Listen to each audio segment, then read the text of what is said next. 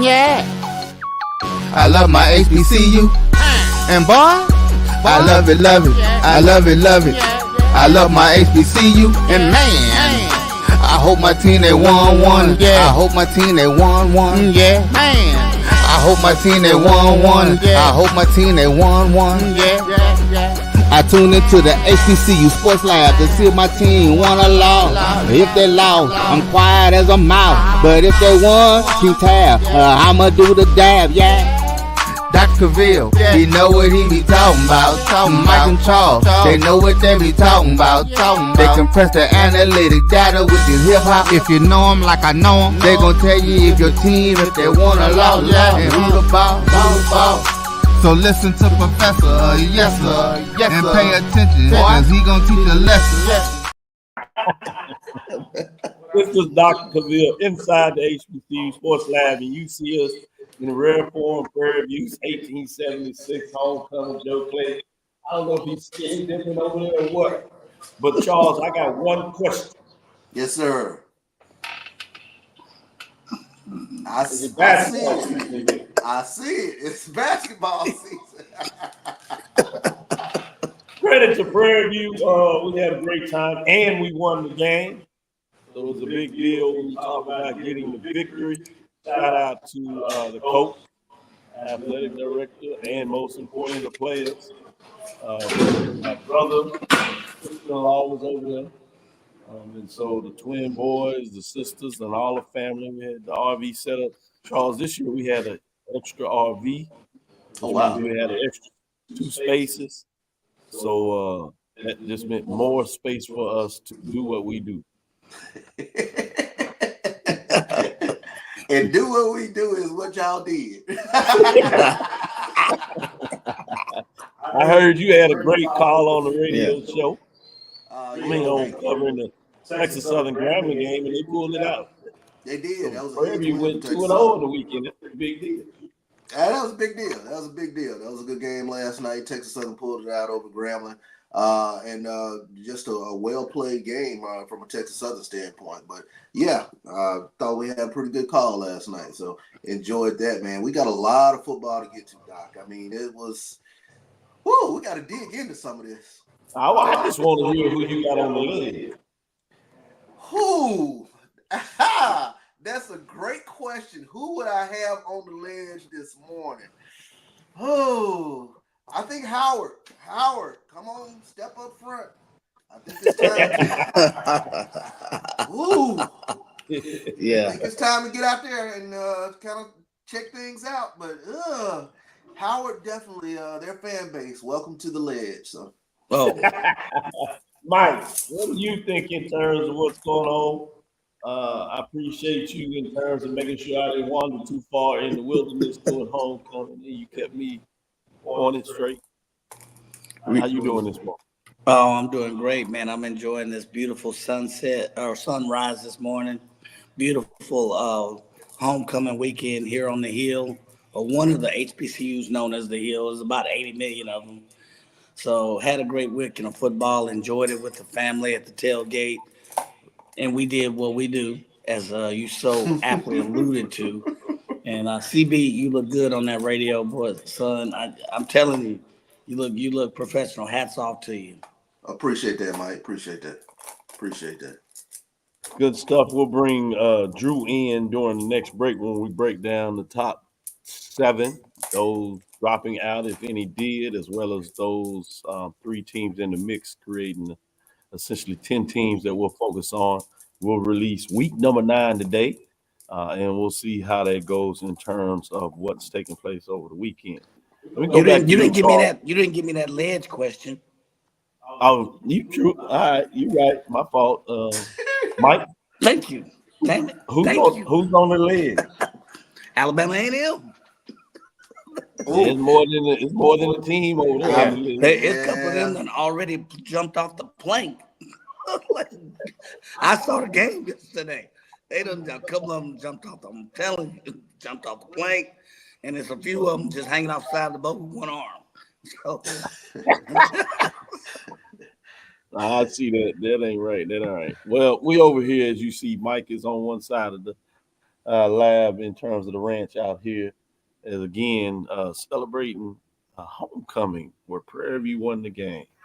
Jackson State continues to make a statement. Charles, what are your thoughts? I know you didn't get to watch all of the game as you doing your prep, but I'm sure you reviewed and heard the thoughts and things out there. What are your thoughts Yeah, on that?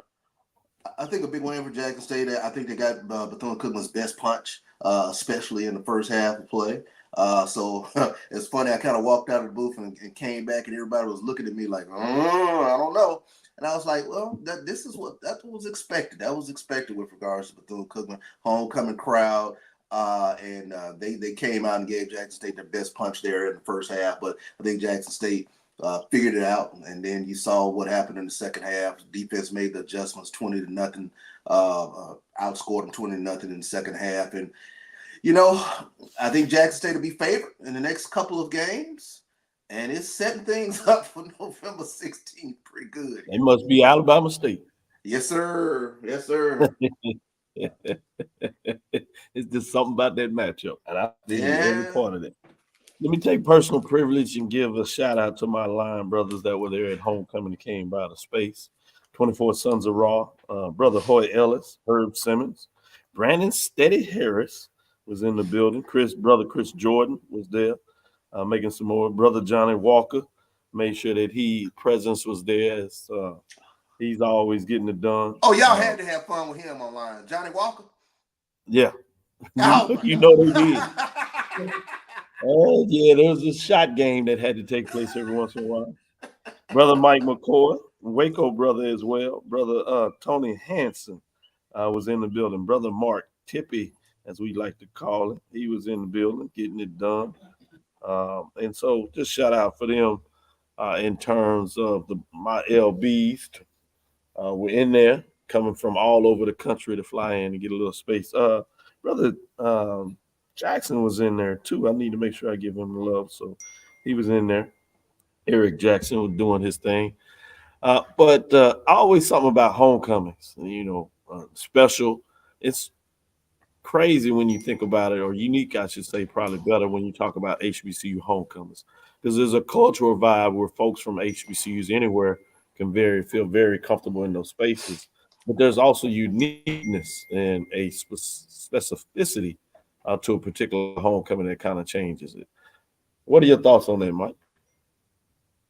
Yeah, it's probably the world's biggest combination of family reunion and football gatherings, and you can see the camaraderie there across the board. And you're giving shout outs to your line brothers, 24 Sons of Ross. Shout out to Two Black 12 Strong. It's our 35th anniversary actually as of next week. So we will unfortunately end up in the hallowed lands of Las Vegas. There's no football event to attend, and that worked out. But we had a couple of brotherly sightings. So shout out to 20. Yeah, I'm sorry, I'm not 24 Sons of Raw, but Two Black 12 Strong. The last line on the PV yard that was allowed to shave their heads, dress alike the whole school days, and do it legally and get slapped in public, and no fines for it. So yeah, big shout out. 35th anniversary. Probably said too much, but oh well, blame it on the homecoming. Hey, statute of limitations is passed. You good? You see, when they literally walked the yard, I was gonna be like, "Ooh, Mike, you telling all of it." Yeah. Back in the day, for real, and literally of out. all Greek organizations, panel, they were the last one to do that. Charles, I'd be remiss. I'd give you a chance to shout out some folks. Yeah, I'm a shout out to 13 Defiant Souls of Black and Old Gold. We're celebrating our 30th next week for Jackson State's homecoming. So we're gonna get together and enjoy. So yeah, but I mean, you talk about homecoming, like you said, the camaraderie, the familiar atmosphere, and you use the term the safeness, within that space. It's phenomenal to be within that space, and it's good times, it's great times, and I can't say enough about just being around people that you grew up with, people that you spend time with on the yard, and just enjoying everything with regards to, like you said, that football / family reunion sort of atmosphere. With that being said, one other group, you didn't say they're on the ledge, and I certainly can understand that, but I'm sure there was some major disappointment for the Southern Jaguars that went to Tallahassee. I Uh, was leaning, but 6 points. I didn't push them 6 out there points. yet.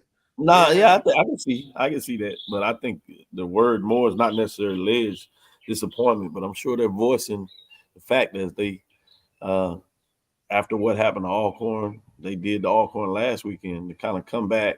Not the fact that you lose a FAMU. I think anybody could understand FAMU is a good team. We Mhm. did have it as a watch out, but for FAMU to dominate the way they did, I think surprised some folks. What are your thoughts on Yeah. that, Charles? And then I'll come to you, Mike, before we take Yeah, our first. I think that's fair because I thought with the win over Alcorn, I was like, okay, they're turning the corner now. They're starting to look like what I anticipate them look like, especially that running game. And quite honestly, they weren't able to get their running game up and going yesterday. And then the fact that I think you see a lot of quarterbacks around the SWAC where just the quarterback play just hasn't been up to par. And I think Mickey Joseph voiced some of that frustration last week in his Monday press conference. But I said there's a sweet spot that you start noticing with quarterbacks. Anytime they start getting above a certain number of attempts, the quarterback play just isn't where it should be. I mean, good quarterback play, you can take more chances in terms of passing attempts, but when the quarterback play is just uneven, you start to see those, 11 for 24, 120 yards, that sort of look-see in terms of the quarterback play. And it's probably been frustrating for quite a bit of fan bases this past season in terms of just the consistency of the quarterback play. Mike, let me get your thoughts on just that Southern FAMU matchup, particularly the score, not necessarily who won or lost, but the score differential yards passing under 100. How many rushing yards FAMU was able to get, and they hadn't been able to really run the ball all season. What are your thoughts? Yeah, I agree. But I guess let me first say that, you look at Southern coming in, I think, they're scoring, 19 and a half points a game. And you mentioned that FAMU and their ability to stop the run. And you think, Texas, Southern's going to have a decent, or I'm sorry, not Texas Southern, but you think Southern's going to have a decent game. But if you look at, where they are in terms of offensive output, you look at, their performance, the numbers don't lie. I didn't consider them off the ledge. I thought FAMU had a chance simply because I felt that Southern has kind of been up and down at points this year. You don't, it's kind of like, I don't know, maybe Grambling. You weren't sure which team you were going to get. FAMU had 400 yards total offense. Southern only mustered 200. I mean, Southern, yeah, they only mustered 200 yards, if I give or take, Yep. of total offense. So to me, that was to me the most disappointing. And also keep in fact that FAMU they were penalized like 7, 8 for just under 100 yards. So they couldn't take advantage of that. I don't think Southern had many penalties at all, 3 or 4. So I think the inability to take advantage of the penalties, the ability to really just move the ball off, and passing, they had 83 yards. So I think statistically that was disappointing. But overall, I don't know if I'm ready to say that they were on the ledge. I think we came in saying that, if you ask anybody, FAMU was probably the greater choice to win this game because of inconsistency. So that's kind of where I'm at with this game. I think you nailed it in so many different ways. Let me give a couple of more shouts out. We'll take a first break. We'll come back in the next segment. I'll give the scores. It'll be interesting in what took place mid-major updates, and we'll give the scores of the top 7 last weekend for major division. Give a little discussion on that. We'll come back in the third segment. We'll release the top 7. Tease that out just a little more. But in terms of what that looks like, shout out to Charles. Tabby McCall was in the building yesterday with one of his Chicago friends. He showed out again. T Lover. There is no lover. Son of Zeus. Like, man, you gonna pledge everybody? There's no more hate. Shout out to brother Curly Buck. Got a chance to get out the house and enjoy some times. He really enjoyed it. Got to feed so many people, players, friends. You know how we do it. Make sure we haven't still got enough food out there. So, and even some folks that just looked up and popped up and had the courage to ask us. I said, yeah, you come on, get you something to eat. I'm feeling one of those ways today. We had so much. Shout out to the wide receivers, even the kicker team, and all the specialists came over there enjoying the little something. I had to tell them the slide to the side as they were blocking the view of all the traffic coming in there. But once they figured it out, they were good. With that being said, before I get Mike into trouble, because it ain't me, y'all. With that being said, we're going to take a first break and come back on the other side. If you think all pads are exactly the same, think again. This is Always Ultra Thins reinvented with the Always Triple Protection System. This pad wicks gushes 90% faster, absorbs even more so you can feel dry, and locks odors in. Rethink your pad for up to 100% leak-free and odor-free comfort with the totally reinvented Always Ultra Thins. This is always like never before. The Cavil Group is a Florida-based marketing and training consulting firm. We help businesses communicate to their target audience and engage them in conversation. We also help to expand their audiences, which will ultimately result in growth for those organizations. In addition to being a certified constant contact specialist, my colleagues and I are also certified in John Maxwell Leadership Principles. We use these proven principles to conduct workshops, training, and private coaching sessions for individuals and companies looking to take things to the next level. Contact us to schedule a free consultation. Issues today, don't delay, call Cavil. Nope. Nope. Come on, him? Ooh, I like him.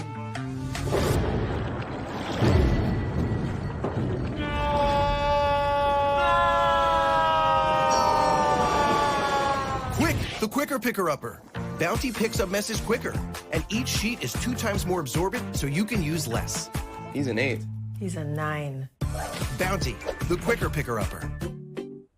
This is Brian Fulford. AD Drew and I are co-hosts of the BCSN Sports Wrap. We talk about all things related to HBCU athletics. From the games, teams, coaches, and fan interest stories, we cover it all. You can find our shows on Facebook at BCSN Sports Wrap, YouTube at MyJBN Online, and everywhere you listen to podcasts like Anchor, Spotify, Google, and Apple Podcasts. You can also find the show on the Jericho Broadcast Network's app.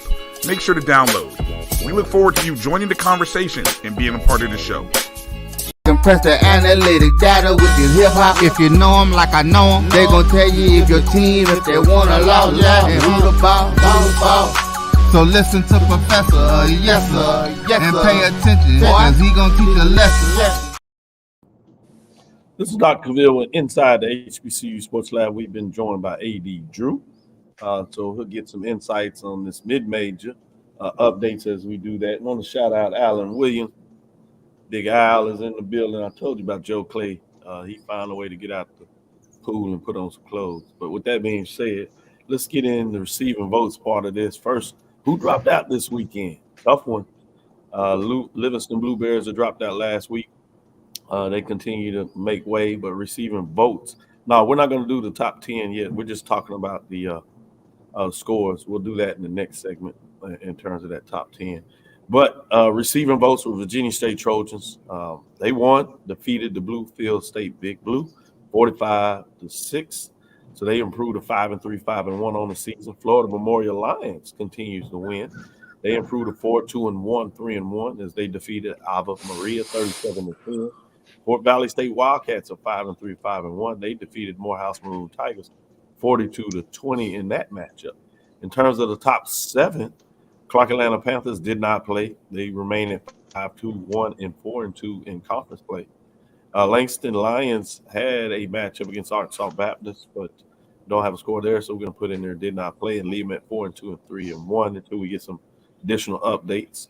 At number 5, you have the West Virginia State Yellow Jackets. They've taken a serious slide and they get beat up by North Carolina Pembroke 62-17.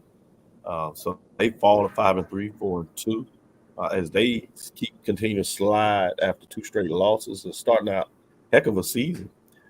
Bringing us to number 4, Miles Golden Bears. They continue to roll. They defeat Benedict Tigers 26-14. They improved to 6-2 and 6-0. They're in a position to look about locking up a spot in the championship game, particularly if they can get a big win next weekend. They'll be in really good positions to kind of do that. They got to play it all the way out because they still got that matchup with Tuskegee. We'll see what that looks like. And Tuskegee, even though they're not in the top 7, they're making their push. A.D. Drew kind of talked about that. They have won, so they continue to put themselves in a position late in the season to see if they can get a spot in that championship game. But back to the CIAA. Big matchup here. Number 3, Winston-Salem State Rams lost to the number 1 team, Johnson C. Smith Golden Rams. Big statement here. 24-15 was the final. So Winston-Salem State falls to 6-3, 4-2. Really in a precarious position in terms of the CIAA championship game. They had one first place vote. They'll probably lose that for sure. But we'll see what that means on Tuesday in terms of their ranking overall. Bringing us number 2, Virginia Union Panthers. We wanted to really bury this team early, but they've gotten back in that championship mix, and they are rolling. They do what you're supposed to do to a team that is around. Bowie State is not the Bowie State Bulldogs that we knew a couple of years ago, and they pound them 56-28. So Virginia Union Panthers improved to 6-2 and 5-0. More importantly, CIAA, they did have the one first place vote in last week's poll. Bringing us to number 1, just told you about this. The Golden Bulls, they are golden right now. As I said, they defeated number 3 Winston-Salem State Rams on the road, big time matchup, and they get it done. 24-15. They are 8-0, 5-0, and they certainly are for real. There's no question about that now. Can they push it all the way up? Make sure they are in the CIAA, really close with 5-0 record to make sure that can happen. And more importantly, they're playing the kind of football you want to play, not all season, but down the stretch in terms of a championship and playoff run. They have 7 first place votes. I'm going to go around and I'll go with you, Charles, first. What are your thoughts in terms of top 7? What took place this big weekend in your mind? Yeah, I think the big statement, Johnson C. Smith. I thought that was a potential hurdle with Winston-Salem coming in, but once again, that defense it did what it normally does. 4.5 sacks yesterday, and then they didn't allow Winston-Salem State to get their running game up and going. Trevon Hester only 16 yards yesterday on 12 attempts, and you can't say enough about just what they do defensively. They smother you out. So huge win for Johnson C. Smith and then God, Jada Byers, my gosh, he's still running 300 plus yards yesterday. I mean, I think he should be absolutely in line for Harlan Hill Trophy. He's still running. I just saw him. Hold on, I see him down in the pack. He over here to Texas. Yeah, I think he should absolutely be in the running for the Harlan Hill Trophy. With regards to just I think Virginia Union's all-time leading rusher. But what he does week in, week out, it's amazing. Looks like we got an update on that Langston score that they won 42-0. As of last night, I didn't have the score, so we'll stand corrected. I did see them as Arkansas Baptist, but I saw no score for either site or the Sooner Athletic Conference. So it's hard to report when folks don't give you the information. But appreciate because our folks on top of it in the lab, and they got it for us. So it looks like Langston improves on the season after losing early. That would improve them to 5-2 and 4-1 in conference play. So that certainly is important to make sure we get out there. Hopefully that is correct. With that being said, let me go to you, Mike, and get your thoughts in the mid-major. Yeah, my thoughts are that Johnson C. Smith is doing it all. I didn't think, to be honest, coming into this season that they could sustain this performance. But, I mean, I think you alluded to it. I think CB alluded to it. They're playing the type of ball that you want to play now. I mean, you look, they're allowing their teams to scoring. They're allowing only 12 points a game. They allowing what 75 yards rushing. They're allowing 140 yards passing, no higher than. And they're not even the highest scoring team on average. Now, statistically, you can look at and say, well, the only one or two teams that have scored higher in the statistically you could throw that to schedule, but they're playing the kind of ball, especially defensively, which travels well on the road. That is reminiscent of a championship style team. I think they've turned some of the naysayers, and this last performance just really reiterates that. My goodness, 12 points a game. That's what they're allowing. So shout out to them. So nothing surprises me here. Good stuff, Mike, in terms of that top 7 rankings. Got excited there and hit that mute probably a little too early. Let Mike do his thing. Let me go to AD Drew, get an update of what he thought, particularly as the mid-major guru. What do you think of the top 7, those matchups, and how people fared this past weekend? Mic check 1 2. Can y'all hear me? We can. Yes, you're good. All right, fellas. First of all, good morning to everybody. Great to see you again, Mike. But I noticed everybody, including myself, has their tired voice working today. Not the energetic voice that we normally have after homecoming on yesterday. First homecoming at Why had you my got to first throw salt homecoming out at the there? house. Hey, I had my first homecoming at the house, so I understand the feeling that everybody has right Yes, now. you did. Yes, you did. But I as heard it far was as a the top, job well done. yeah, as far as the top 7 go, Doc, I mean, it's great right now. The good thing is these matchups are going to play themselves out so that we can see who's going to wind up the top in both the CIAA and the You mentioned Tuskegee. They've got a big battle with Clark Atlanta coming up this week. So Woo. that's going to, if Tuskegee wins that game, it will go a long way in them controlling their destiny. They don't 100% control it, but if they lose that game, it is out of their control. And last thing on this, wouldn't it be great if right now we were talking about a potential Biles and Johnson C. Smith matchup in the Division II version of the Celebration Bowl, Yep. instead of worrying about if the SIAC is going to even have a playoff team, and will Johnson C do what a lot of our HBCUs have done? They lose in the first round of the Division II playoffs. I'd much rather be talking about uh, that type of a matchup and hyping that matchup up. It's not out there, so it is what it is, fellas. Great job to our 2 teams, Miles, Johnson C. Smith. Watch out for those Virginia schools. One of them is going to knock the other one off. Same thing with Tuskegee, Albany State, and Fort Valley.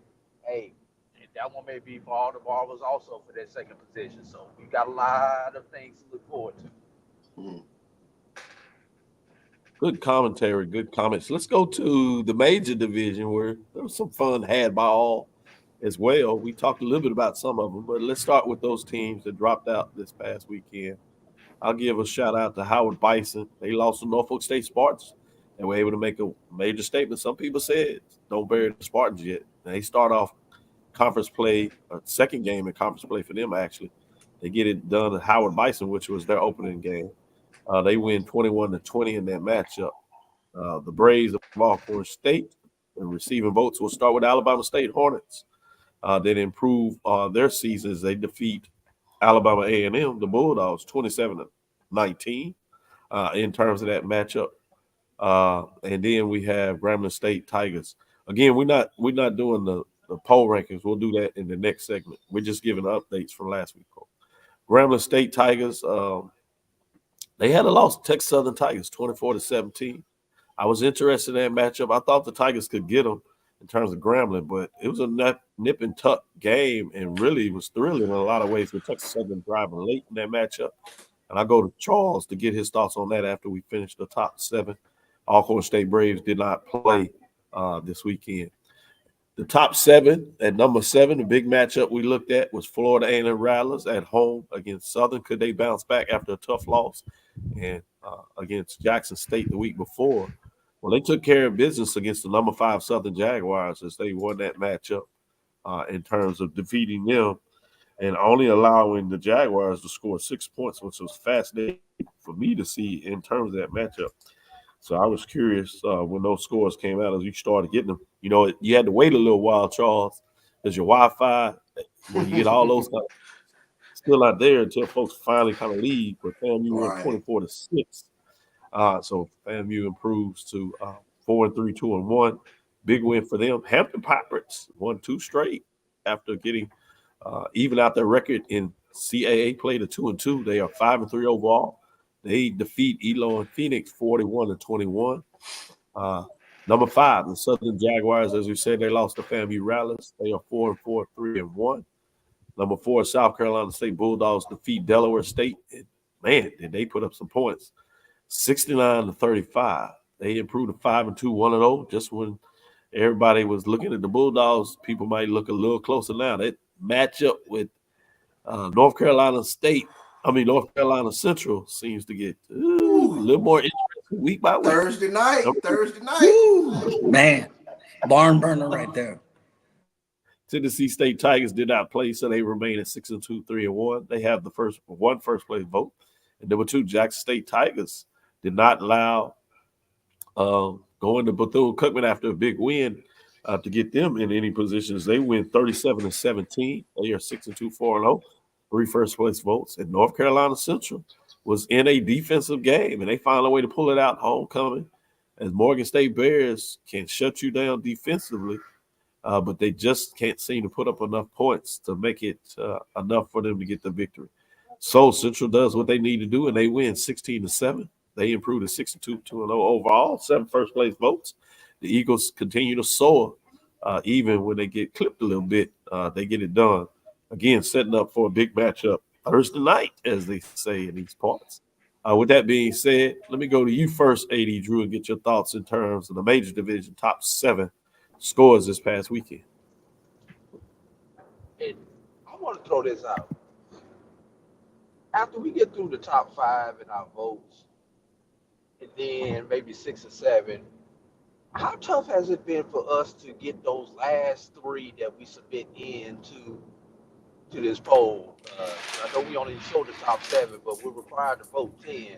Man, I struggled this weekend trying to pick numbers 8, 9, and number 10 in the poll.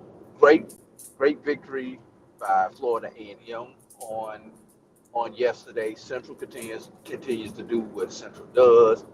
Howard disappointed me. We'll just leave that right there. I'm missing somebody in the top 5. Who am I missing in the top 5? Mike. Oh, go ahead. I'm sorry, Drew. Finish up. But yeah, so looking forward to some looking forward to some great matchups coming up, especially and I know we'll get into it later, this upcoming Thursday. That one could be for all the marbles in the MEAC, the way those 2 teams are playing right now. Yeah, we'll discuss that in the last segment. It is officially the game of the week. With that being said, let me go to Mike and get his thoughts in terms of the top 7 major division games that played this past weekend. Really no one. The one that stands out to me was, good Lord, South Carolina State. I thought that was a basketball score when I first saw it. 69 points. I mean, were they calling in the fourth quarter? Were they calling people out the band to come down and play? I'm just seriously. So that offensive output right there. Nothing really in the concourse here surprised me. I was disappointed, as we talked about earlier, and maybe some of the performances. I thought Alabama A&M would fare better. Alabama State, they're down the 4th, 5th quarterback. They're trying out people. But overall, no real concerns. I do also say that at this point in the season, you look at the MEAC, you look at the SWAC, look at the top of SWAC, you got 3-1, a couple of undefeateds. You got almost, a couple of teams at the top of the MEAC. It's like AD Drew pointed, you got 6 or 7 teams, and then the shelf kind of falls. Can any of that second shelf folks step up and serve as spoiler? And I was looking at that as well. You got the wheat starting to separate itself from the chaff, but is there any of the chaff that can come back at the end of the season and play spoiler? Good stuff, Mike. When you break that down, and much like AD Drew, I agree with you in terms of the challenge of when you're looking at sitting in your top 10, that bottom 3, 4, you can struggle with at times in terms of what that looks like. But let me see what Charles has to say in terms of what he thought took place in the major division this weekend. Well, the first thing that hit me, Dr. Bill, when I saw that South Carolina State game, was like, boy, they couldn't keep the Qs off the field on this one. 69 points. Wow.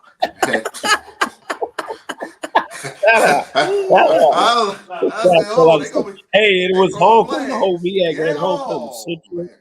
My goodness. And everybody won their homecoming. Norfolk State, South Carolina State, and North Carolina Central, to your point.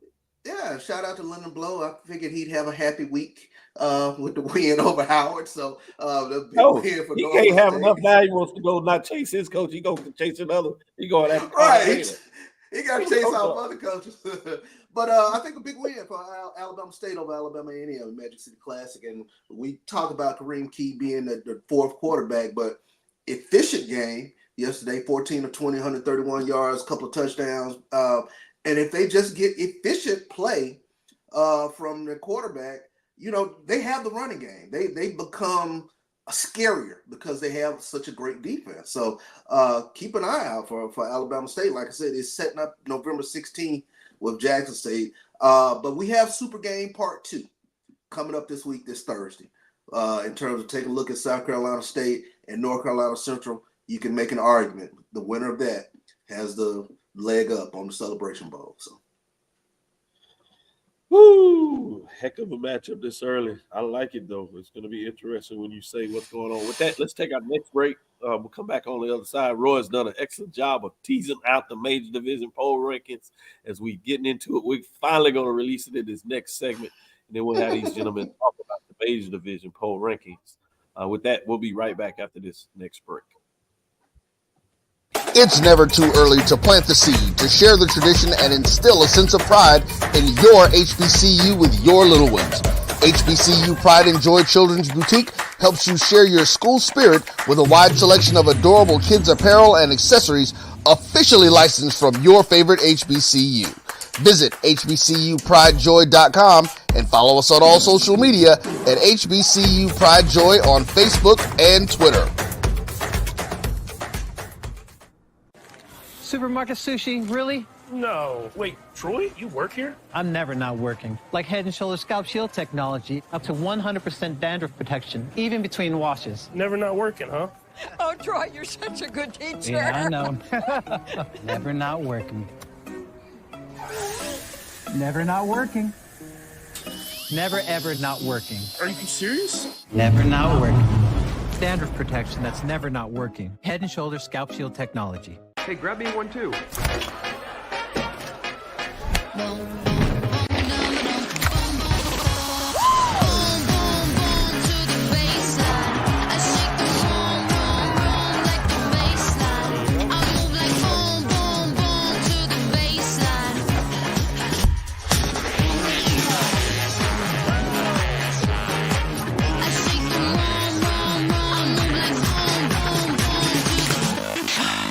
Charmin Ultra Soft has so much cushiony softness, it's hard for your family to remember they can use less.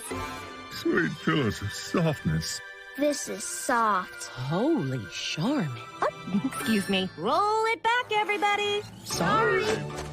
Charmin Ultra Soft is so cushiony soft, you'll want more, but it's so absorbent, you can use less, so it's always worth it. Now, what did we learn about using less? You gotta roll it back, everybody. We all go. Why not enjoy the go with Charmin? This is the Dean of the College of HBCU Sports, Kenyatta Cavil of Dr. Cavill's Inside the HBCU Sports Lab with Mike Washington and Charles Bishop. Come mix it up in the lab where the course lecture is in session every Tuesday from 6 o'clock p.m. Central Standard Time on Facebook Live, YouTube Spreaker, or the BCSN app, as we discuss all things about the HBCU sports culture, including exploring the week that was in the sporting HBCU diaspora, as well as the upcoming week of HBCU sports. With me, the Dean, the College of HBCU Sports, on Dr. Cavil's Inside the HBCU Sports Lab with Mike Washington and Charles Bishop. Course lecture dismissed. Compress the analytic data with your hip hop. If you know them like I know them, they gon' tell you if your team, if they want a lot, and who the ball. So listen to Professor, yes sir, and pay attention, cause he gon' teach a lesson. This is Dr. Cavil inside the HBCU Sports Lab. We have an Ed Drayton sighting in the building as well. Looks like Allen is up in the backyard. Boy, I tell you, folks are finally up and moving around. We halfway through the show. Mike, I don't know what these folks do for a living, man. What they They look like they struggling. Boy, they're serious. Let's get in the top 7. With the top 7, we're going to talk about a team dropping out. Southern Jaguars, as they jump in last week after a tough loss, they fall right out. They're 4-4, 3-1. But they're still in a good position in the Western Division. But it'll be good to see how this plays out. With that being said, receiving votes, Southern Jaguars do stand at the top in terms of those receiving votes. So they're just outside of the top 7. 4-4, 3-1, 141 points. And then you got the Alcorn State Braves that did not play. They stay just outside of this. They're 4-4, 3-1, 138 points. And then you have Grambling State Tigers. So this is all SWACs receiving votes outside of this top 7. Grambling State is 4-4, 1-3 after a tough loss to Texas Southern. And look at them starting off conference play. They're 1-3. And they've had some tough losses to several Western Division teams. So I'm not sure what their remaining part of the season in terms of the Western Division race looks like. But it should be interesting as we follow down the stretch. Looking at the top 7, we have Alabama State Hornets. They sit at 4-3, 3-1. Talked a little bit about their big win in the Magic City Classic. That puts them in the poll ranking, top 7, back in the mix. And Mike, you talked about 4th string quarterback. They actually worse than that. They are at the 5th quarterback. You're right. It's not 4th string quarterback. It's the 5th quarterback because it's actually a wide receiver that has moved to quarterback. Plays some quarterback in high school, different discussion. But they found a way to get it done. Just amazing victory when you talk about what their defense does, and they can do anything on offense, and they're still winning ball games. Good job for the Hornets. And number 6, Florida A&M Rattlers bounced back with a big victory over Southern. They're 4-3 now, 2-1 in the conference place in China. Stay right behind Jackson State and make maybe that matchup that Charles talked about against Alabama State, Jackson State, a little more interesting. They're 2 back, but so they might be hoping more for a 3-way tie to see things fall out. Yeah. Versus just doing it on their own. With that being said, they are at number 6. At number 5, Hampton Pirates did not play, so they maintained 5-3, 2-2. They slide up a spot though this week because of Southern's loss, as they are in the mix. At number 4, South Carolina State Bulldogs, 5-2, 1-0.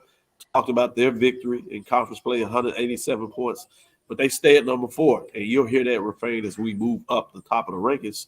For example, at number 3, you have Tennessee State Tigers of 6-2, 3-1, one first place vote, 190 points. They stay at number 3, even though they did not play. It looked like maybe it was going to get close there, but they maintain that 3rd position. At number 2, Jackson State Tigers, 6-2, 4-0. They're rolling now. 3 first place votes, 221 points. That distance lost to Grambling State, where they turned the ball over so much, and is nothing to think about now. You like, and the big thing, it was a non-conference game, conference game. So even with the loss, they did. Number 1, North Carolina Central Eagles. They improved to 6-2, 2-0. Look like they're on a collision course. South Carolina State, again, we'll talk about that in the last segment. But now you see the top 7. North Carolina Central continues as the number 1 team in the poll rankings as they continue to get it done. That'll do it for the top 7 in week number 9 for the major division as we unveil it today in front of everybody. I'm gonna start with Charles this time in terms of the top 7. Charles, what do you think in week number 9? Well, if I'm a South Carolina State fan or a Tennessee State fan, I'm going to politic a little bit for that number 2 spot because that Grambling loss is starting to stick out for Jackson State in terms of receiving some first place votes. Because as Grambling State loses, especially a game like last night to Texas Southern, 2 inexplicable personal fouls down the end that really extended the drive for Texas Southern. They were able to knee it out. And the fact that Miles Crawley went down last night, that's a tough loss for Grambling. And that loss is really starting to stand out for Jackson State. So if I'm a Bulldog right now, I'm like, wait a second. Jackson State lost to Grambling. What, shouldn't we be up a little bit higher? So, and the same with regards to Tennessee State. I think you make very good points there in terms of that. I always tell people to remember that this is week to week, and sometimes your timing of a loss can pay a lot in regards as you get to the overall end. The overall picture of your ranking does it, but that's a good point in terms of what that may look like. Let me go to AD Drew, as Mike is giving people a little panoramic shot. You got Joe Clay in the building. He's up now. Troublemaker. Trouble. It's going to be some trouble. Where's Rolling? He ain't got up. Rolling, y'all to put Rolling out. He ain't ready. He had a long day. Come in 24. That's the voice of Joe Clay. You see him do 1876 sports and podcasts. He's been on our show with that. Let me go to AD Drew first before I go back to Mike and get AD Drew's thoughts on the top 7 matchups. While Charles makes a valid argument at the top of the poll, I want to focus on the bottom 3 of this 7. Hampton, Florida A&M, and Alabama State. All 3 of them have similar records. But Hampton is above them, but Hampton is upside down in their conference. Hampton has beaten 3 HBCUs. They're undefeated against HBCUs. But one of those HBCUs was a Division II. Same thing with Alabama State. My point being, while I have no argument about the top 4 of the bottom 3, Florida A&M should be the tops of those bottom 3, just based on those 2 factors alone. I think that's a pretty good argument in terms of that mix. It'll be interesting as we kind of flow this out. But I think this week I can see where you would push FAMU up there above Hampton in terms of that victory, particularly with FAMU having a win over at that time a top 17. So good point there, Drew. I'll give you that one. Let me go to you, Mike, and get your thoughts in terms of what's taking place in the top 7. Number one, it's kind of it's this picture right here is a picture of what we've talked about all year. Where is the SWAC West team in this mix right now? We're talking entering the last quarter. Where is a SWAC West team here? Where do we expect one to even show up? The other thing is, I think I agree with CB's argument on South Carolina State. I don't know. I'm not sure about Tennessee State vying for that an upper spot. Look at how they've been playing. Look at their defense, where they are in the MEAC. I agree with that statement, but it just baffles me that it's going to be the SWAC East against the MEAC somehow for the championship. That's what it's shaping up to be overall in the context of greater things. I don't know if I'm a believer of Hampton. I don't know, AD, said a lot of things. You look at statistically where they are in that conference, you can do the numbers all day. They don't look believable for me to be at number 5. I think you could justify easily if Alabama State had a quarterback, but if was or whatever. But you can justify easily moving FAMU up over Hampton. So. Why did Mike come out of homecoming hazing SWAC Western Division? So that's a good question that's posed in the chat. If South Carolina State knocks off North Carolina Central, how big a jump do they make? Bingo. Woo. I would think they'd have a major statement to maybe jump to number one. I certainly think they go to 2. I mean, that's where I would put them in the vote. Who All of does y'all Jackson vote State opposed. have this weekend? I don't have the schedule in front of me. Who does Jackson State have? They got UAPB for homecoming. So let me ask you, Charles, that question. That's not enough How to, far would he jump? move them. It's hard We for will me. get your thoughts on it. It's hard for me Go ahead, Charles. to jump them from 4 to 1, especially if Jackson State and or Tennessee State they get a win next week. That it's going to be tough, but I win over North Carolina Central. I can throw them up right in behind whoever is the winner of Jackson State. Yeah, I can throw them in behind the number 2. Yeah. Okay. Drew, your thoughts on that, particularly now that you know Jackson State has homecoming against UAPB. They got a victory, solid victory for them. Win over Valley. They've got 2 conference victories in terms of that. But one of the things that Mike talks about is the fact that Southern was in the poll last week representing the West. The problem is they had to play an East Division team this week. But anyway, Drew, how far would you have South Carolina State moving up with the victory over North Carolina State if Jackson State wins themselves, currently being at number 2? Where do you play that out? Right now, because Tennessee State's big game is not for a couple of weeks when they play Southeast Missouri. That victory would be the best quality win of those teams that we're talking about in contention. So even if everybody else wins and even blows out their opponent, just based on the quality of competition, I would probably be moving South Carolina State to number 1, and then, evaluating the other ones on other victories on how far I drop Central down, because Central may only drop down to number 2 if they play a game and it's a close victory by South Carolina State. I like that you threw that in there. You're right. We got to talk about how the game was played. Who won? Is it a big win over South Carolina State, or is it just a narrow victory? And with all that being said, some of those Eagles out there and say, what are you talking about? We're going to win the game regardless. With that being said, let's take our next break. Come for our final segment. We'll come back and talk about a couple of these matchups, particularly at North Carolina Central and South Carolina State. We'll take a little deeper dive as people kind of touched on it. But it's a big one. And we'll see where some other matchups that has people's interest. So stick with us after this last segment. We'll come right back as we'll do that last segment and call it a show. Stick with us. Be right back after this break. Hey, grab me one too.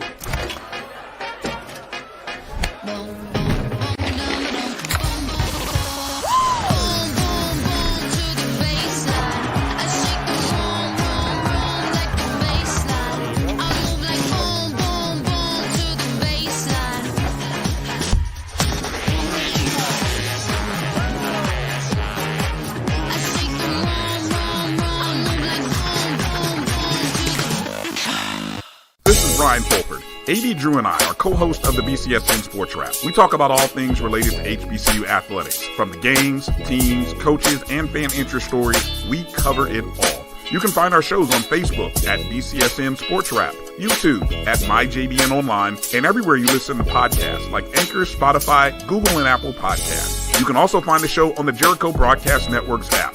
Make sure to download. We look forward to you joining the conversation and being a part of the show. At AutoMasters LLC, our mission is to serve our community by providing quality automobiles at affordable prices. All of our vehicles are inspected and certified to offer you the confidence in knowing you have a quality vehicle. Our goal is to provide you with a seamless process and positive experience for your automobile purchase. Financing recommendations and specific vehicle inquiries are available at your request. You can find us at www.automasters06.com and follow us on Facebook and Instagram. Also, please feel free to contact Terrence Miles at 601-927-7794. And oh yeah, tell him Sonia sent you. press the analytic data with your hip hop. If you know 'em like I know 'em, they gon' tell you if your team, if they wanna loud, and who the ball. So listen to Professor, yes sir, and pay attention, cause he gon' teach a lesson. Dr. Cavil inside the HBCU Sports Lab. Let's get into it, talk right to it. We got that matchup. We have a 1 versus 4 matchup. North Carolina Central Eagles 6-2, 2-0 versus South Carolina State Bulldogs at number 4, 5-2, 1-0. When you talk about this matchup, it is in Orangeburg, which is always a tough place for North Carolina Central to play. I'm fascinated about this matchup, and I'm gonna go to you, Charles. What are your thoughts in terms of this football matchup? Some people say it's a Celebration Bowl ticket on the line.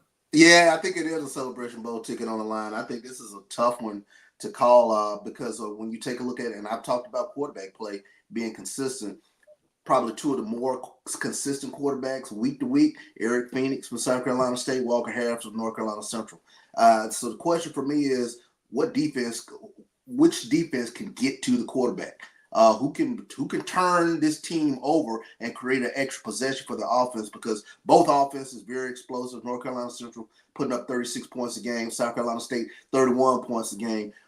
Which defense can create some extra possessions? I think that's the question for me going into this game. As of today, I like North Carolina Central in this game.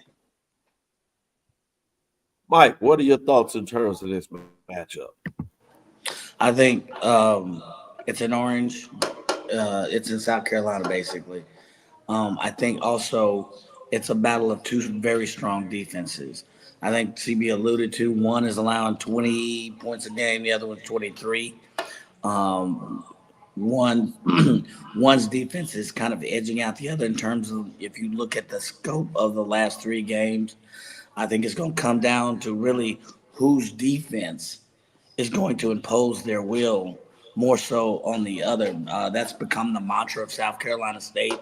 So you expect their defense to step up at home. North Carolina Central's going to have to bring their A game on the road in South Carolina.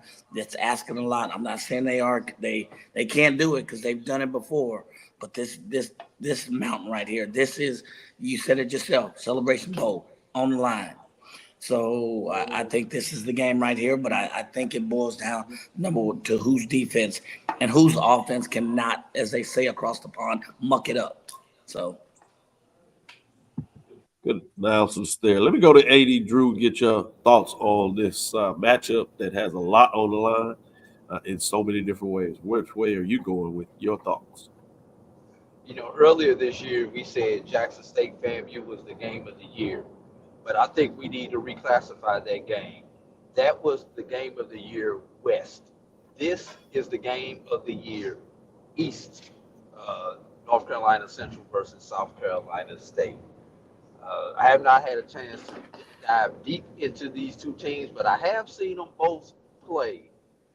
The Central in person and on TV, and South Carolina State on TV. And it's going to be an interesting matchup because both of their strengths are in the same areas. Usually what you get an intriguing matchup is when one team's strength is another team's weakness. So this is a battle of strength on strength. Good running game on great running game. So a great defense on great defense. But I do want to say this last thing going out.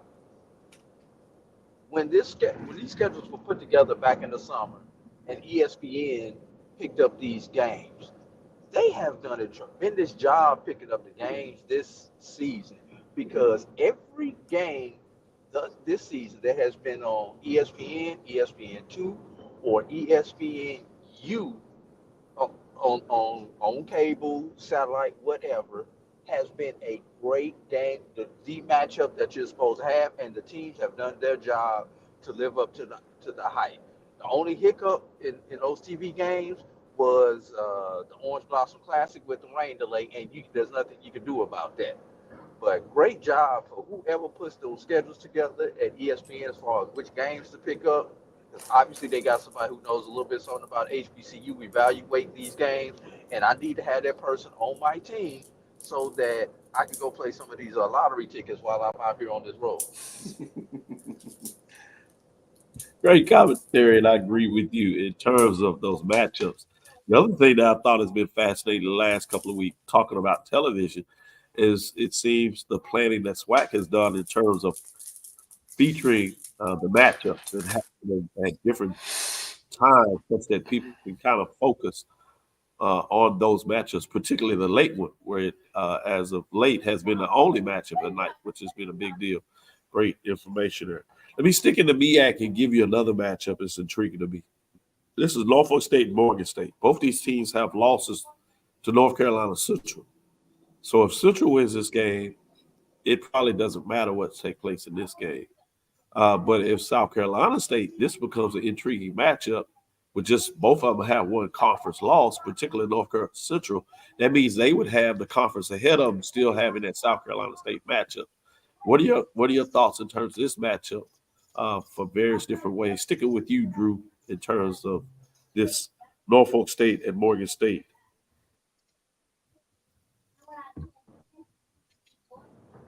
I'm gonna be honest with you. While this game may look good on paper, Dr. Cavil, and you're doing a great job trying to sell it, giving me a data point to I look love at, it. bro. I'm not buying it, man. I am not buying it. Morgan State, you know, until Morgan State finds an offense, I can't even consider buying them until Norfolk State decides they want to be consistent.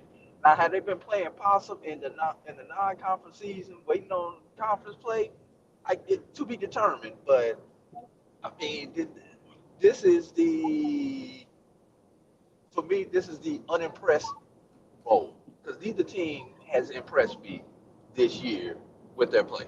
So that's what we're going to dub this, the unimpressed bowl. AD Drew, you broke that down so well, and I'm not even going to insult Mike. Thank you. Charles to Yeah. follow up because I think you summed it up well. So we're going to move on to this UT Martin. Exactly what he said. Exactly. I was like, wow. UT Martin comes in terms of this matchup as they visit Nashville, Tennessee. UT Martin's 5-3, 3-1 in the conference play, while Tennessee State 6-2, 3-1 in conference play. This one I think may be a little more interesting, at least in terms of the matchup where these two teams are, as they are chasing SEMO in terms of that matchup. You, Charles, what are your thoughts in terms of Tennessee State UT Martin? This is the prove it to me game for Tennessee State. Whether I know they for real, like you said, I know they're chasing SEMO, but this is one, especially around this time of the year, that we've seen Tennessee State drop. But I think Tennessee State's a little different this year. Draylon Ellis, I mentioned the consistency of the quarterback play. You could put Draylon Ellis sort of in that room, if you will, with Walker Harris and as well as Eric Phoenix in terms of the consistency of quarterback play. So I think Tennessee State can get the win. Can I get a little Daniel Richardson on that action? Daniel Richardson as well. He's in that room. Okay. He's in that room.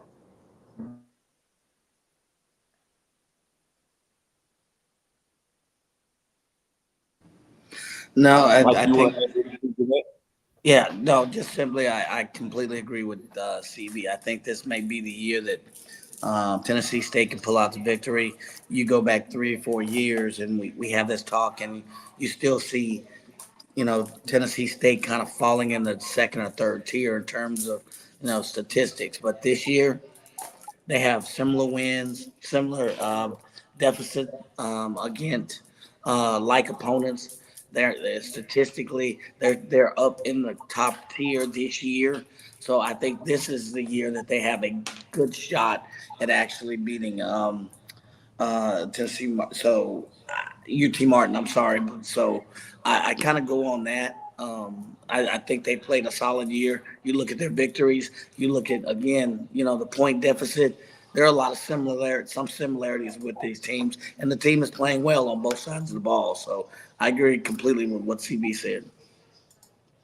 Eddie Drew, your thoughts on this Tennessee State UT Martin matchup? I did on both my two colleagues. Tennessee State has had a tendency of dropping the game this time of the year. Sometimes against good opponents, sometimes against opponents they should beat. Not only will a victory here with against UT Martin keep Tennessee State's hopes alive and the dream matchup against Southeast Missouri State, but a victory here may allow Tennessee State to actually lose to Southeastern Missouri State and still make the FCS playoffs. So that's the other thing. Tennessee State wants to put themselves in a position so that should they drop that game at the end of the season, they will still get looked at for an at-large berth. Good stuff there. Let's go to the SWAC. We'll do the SWAC this way. This is a full SWAC slate, so I'll let you all pick if there's anyone that sticks out to you. You have Southern at Alabama A&M, Arkansas Pine Bluff at Jackson State, Grambling at Bethune-Cookman, Prairie View at Mississippi Valley, Texas Southern at FAMU, Alabama State at Alcorn. So you have basically your SWAC East crossover, the first time that we have all 6 games featuring the SWAC team. So either of you all, let me go with you, AD Drew. Which one of these games stands out to you, if any? Give me that rundown again because I don't have it in front of me. Yes, certainly. Southern at Alabama A&M, UAPB at Jackson State, Grambling at Bethune-Cookman, Prairie View at Mississippi Valley State, Texas Southern at FAMU, Alabama State at Alcorn. None of these games are the sexiest games in the world. You know, these are not quite the 2 o'clock at the club games, but one that is getting late and you better start thinking about somebody. Of these games, the Alcorn Alabama State game is the one that has the most on the line because whoever loses that particular game is probably out of the race in their particular division. So if you want to talk about a game that you need to watch as a fan as far as how the rest of the season is going to play out, it's going to be ASU versus ASU in the base in Mobile. Got it. Quickly, guys, as this battery is finna catch us on this side, let me go with you, Mike, first, then Charles, and then we'll shut it down. Which one of these stands out? Real quick, because my battery is about to go anyway. It's got that homecoming hangover as well. But if I had to choose the two, as AD was showing, I was thinking the same thing. If it's not the best matchups, but if I had to choose one, it'd be the Alabama State versus the Alcorn. For the same reason, a little bit reverse. If there's any team that wants to make any kind of final statement as to being either top of the East, top of the West, this is one. Other than that, the other ones they really are not sexy matchups. Charles? I think Jackson State UAPB is right in line behind Alabama State and Alcorn. But when you take a look at that, you'd love for Jackson State to have an impressive win against a UAPB team that can score. So I think that's the one that I kind of keep in mind because Mekhi Higgins, he's a pretty good quarterback, dangerous quarterback for UAPB, and they have one of the best receivers in the conference. So Jackson State's defense, they have to shore up this weekend to take on this UAPB offense. Good stuff. We'll call it a close there. Texas Southern FAMU, Tallahassee is the homecoming there. I might find a way to get on that plane with Texas Southern still. You thought that was a game I was going to choose, didn't you, Doc? Yeah, I thought you did, but I like what you did. Your purpose. You're truly a professional. With that being said, thank you for listening to Inside the HBCU Sports Lab. Make sure you share our podcast with your friends and colleagues. I am Dr. Kiana Cavil, the Dean of HBCU Sports, coming from inside the lab in the College of HBCU Sports with Mike Watch and Charles Bishop.